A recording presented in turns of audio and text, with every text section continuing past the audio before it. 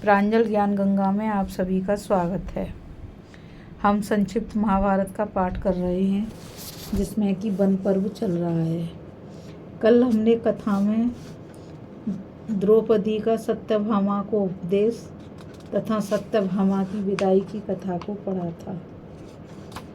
आज हम कथा में कौरवों की घोष यात्रा और उनका गंधर्वों के साथ युद्ध में पराभव। तो चलिए कथा शुरू करते हैं। अब जन्मेजय ने पूछा, इस प्रकार वन में रहकर जाड़ा, गर्मी, वायु और धूप सहने से नरश्रेष्ठ पांडवों के शरीर बहुत कृश हो गए थे। ऐसी स्थिति में उन्होंने देतवन में उस पवित्र सरोवर पर आकर फिर क्या किया, सो आप मुझे कहिए। वैशंपायन जी बोले, राजन, उस रमणीय सरोवर पर आकर पांडवों ने अपने हितचिंतकों को विदा कर दिया तथा वहाँ कुटी बनाकर आसपास के रमणीक वन, पर्वत और नदियों के किनारे विचरने लगे। जब वे वीर श्रेष्ठ इस प्रकार वन में निवास करने लगे तो उनके पास अनेकों वेदाध्ययनशील ब्राह्मण आते तथा नरश्रेष्ठ पांडव लोग यथाशक्ति उनकी सेवा करते। उन्हीं दिनों वहाँ एक बातचीत करने में कुशल ब्राह्मण आया।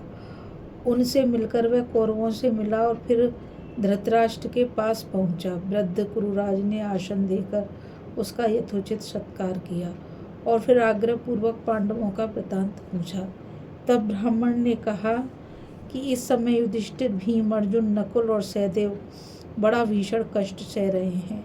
वायु और धूप के कारण उनके शरीर बहुत कृश हो गए हैं।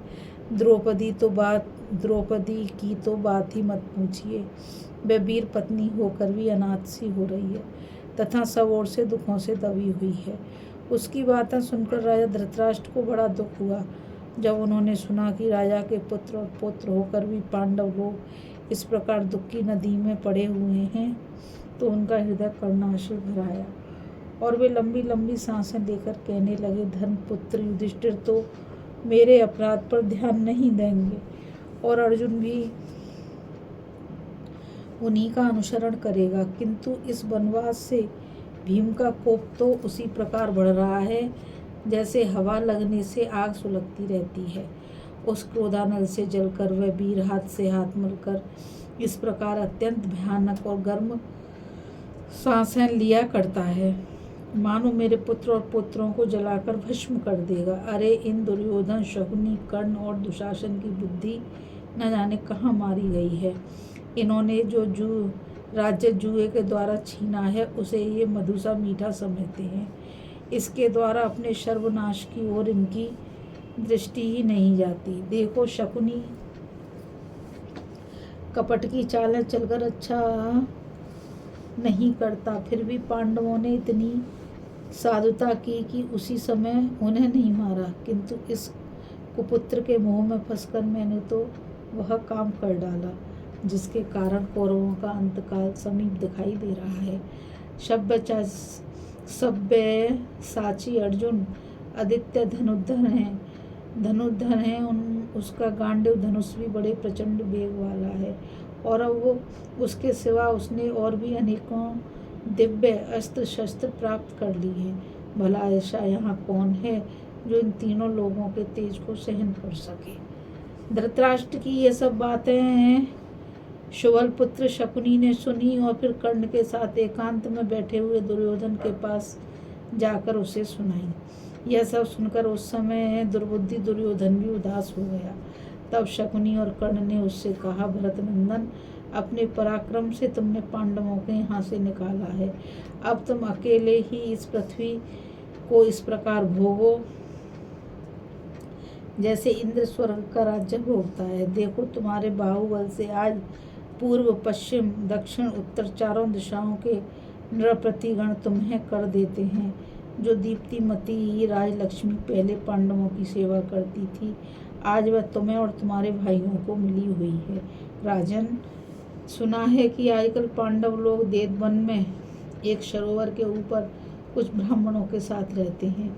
सो मेरा ऐसा विचार है कि खूब ठाट बाट से वहाँ चलो और सूर्य जैसे अपने ताप से संसार को तपाता है, उसी प्रकार अपने तेज से पांडवों को संतप्त करो। तुम्हारी महिषियाँ भी बहुमूल्य वस्त्रों से सुसज्जित होकर चलें और मृग चर्म एवं बलकलधारी कृष्णा को देखकर छाती ठंडी करें तथा अपने ऐश्वर्य से उसका जी जलाएं।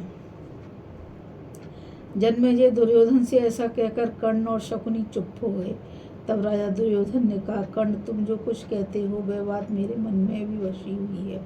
पांडवों को वल्कल वस्त्र और मृग चर्म ओढ़े देखकर मुझे जैसी खुशी होगी वैसी इस सारी पृथ्वी का राज्य पाकर भी नहीं होगी।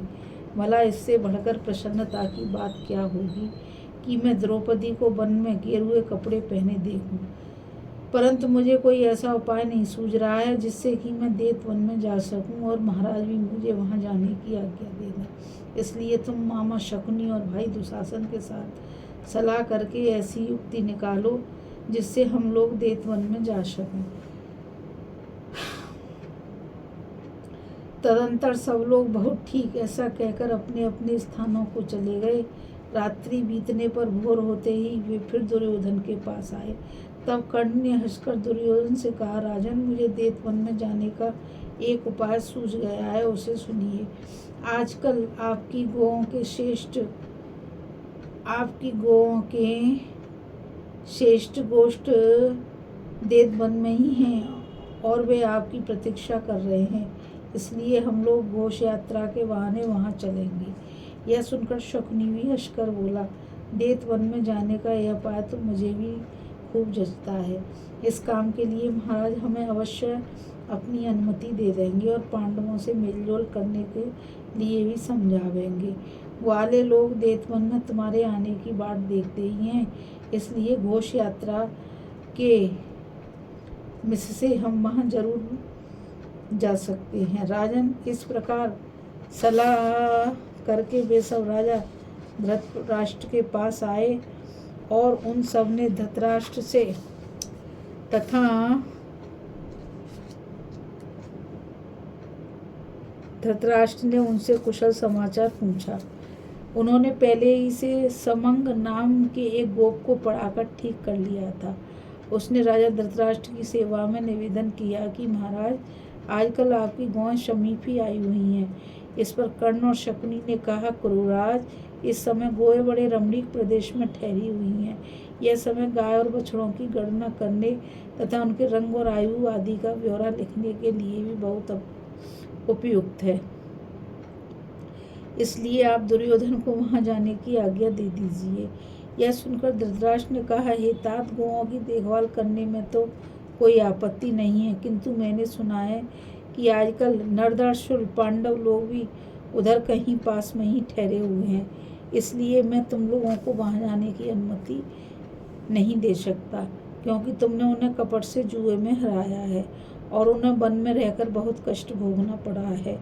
कर्ण, वे लोग तब से निरंतर तप कर रहे हैं और अब सब प्रकार शक्ति संपन्न हो गए हैं। तुम तो अहंकार और मोह में चूर हो रहे हो, इसलिए उनका अपराध किए बिना मानोगे नहीं, और ऐसा होने पर वे तप के प्रभाव से तुम्हें अवश्य भस्म कर देंगे। यही नहीं, उनके पास अस्त्र शस्त्र भी हैं, इसलिए क्रोधित हो जाने पर वे पांचों वीर मिलकर तुम्हें अपनी शस्त्राग्नि में भी होम कर सकते हैं। यदि संख्या में अधिक होने के कारण किसी प्रकार तुमने ही उन्हें दबा लिया तो यह भी तुम्हारी नीचता ही समझी जाएगी, और मैं तो तुम्हारे लिए उन पर काबू पाना असंभव ही समझता हूँ। देखो, अर्जुन को जिस समय दिव्य अस्त्र नहीं मिले थे तभी उसने सारी पृथ्वी को जीत लिया था। फिर अब दिव्यास्त्र पाकर तुम्हें मार डालना उसके लिए कौन बड़ी बात है। इसलिए मुझे स्वयं तुम लोगों का वहां जाना उचित नहीं जान पड़ता। गौओं की गणना के लिए कोई दूसरे विश्वास पात्र आदमी भेजे जा सकते हैं। इस पर शकुनी ने कहा, राजन, हम लोग केवल गौओं की गणना करना चाहते हैं, पांडवों से मिलने का हमारा विचार नहीं है। इसलिए वहाँ हमसे कोई अभद्रता होने की संभावना नहीं है। जहाँ पांडव लोग रहते हैं वहाँ तो हम जाएंगे ही नहीं।